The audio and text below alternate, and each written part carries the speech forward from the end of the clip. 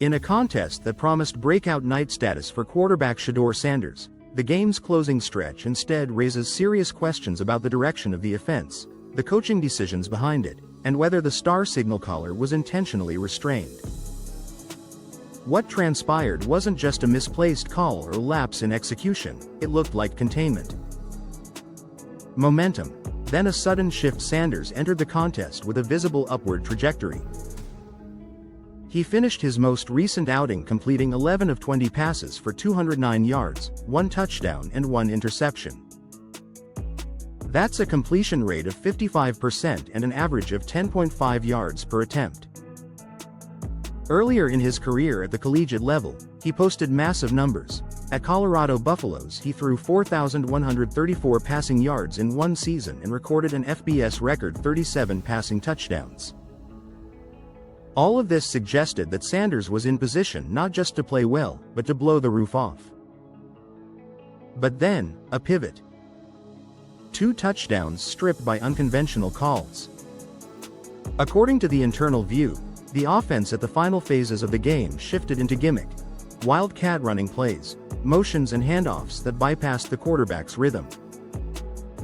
That shift reportedly stripped Sanders of 2 clear touchdown opportunities, run plays that could have, and should have, been called as standard quarterback-led drives. Given how the offense was humming under Sanders' presence, the timing of this pivot is suspect. Instead of trusting his arm and decision-making, the coaching staff opted away from the momentum.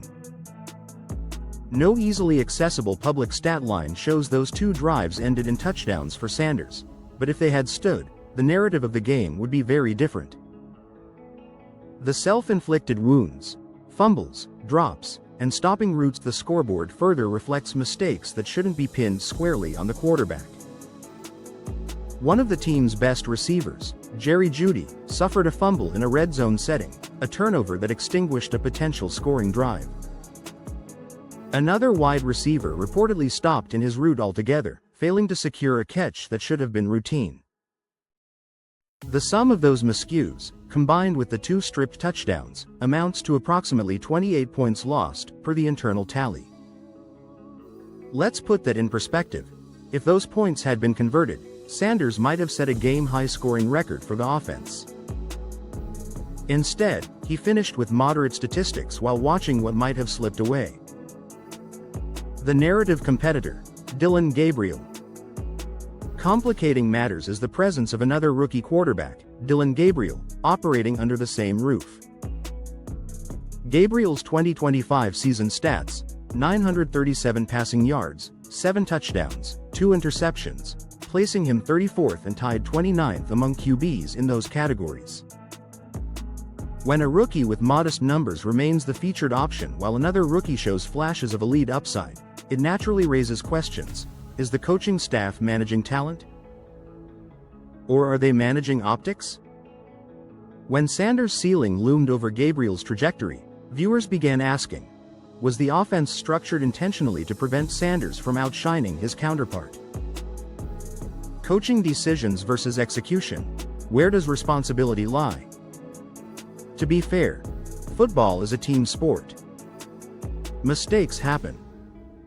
Fumbles happen. Drops happen. Schemes fail. But some distinctions matter. Execution failures, drops, fumbles, are the responsibility of players. Poor play calling or mismanagement of momentum are the responsibility of coaches. When the quarterback is stripped of opportunity by design, that falls squarely under the coaching remit. In this case, the chain of decisions suggests a breakdown in the structure more than the skill set. Sanders' mechanics, preparation, and arm talent weren't the issue was his opportunity. Why this matters beyond one game.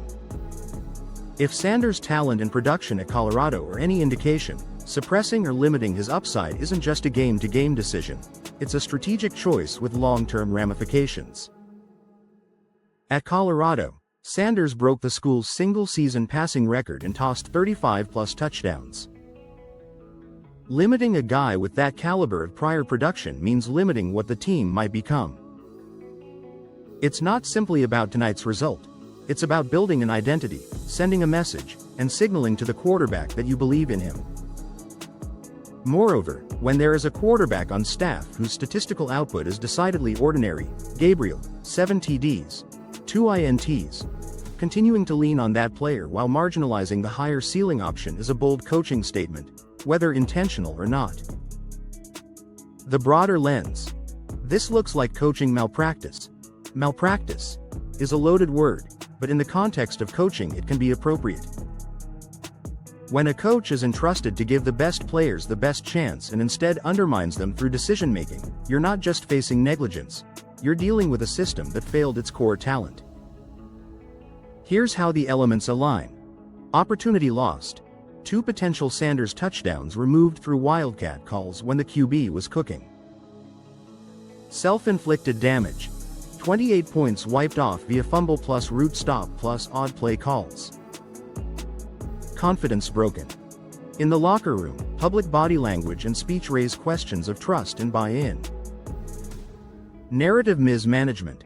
The optics suggest the coaching staff might have been more comfortable with the status quo than unleashing his full ability. In professional and collegiate sports, fans are told to trust the process. Trust the coaches. Trust the system. Trust that those calling the plays are putting their best players in position to succeed. But sometimes, the process doesn't just fail. It betrays. And that's exactly what many fans felt after watching how Shedeur Sanders was handled at the end of that game.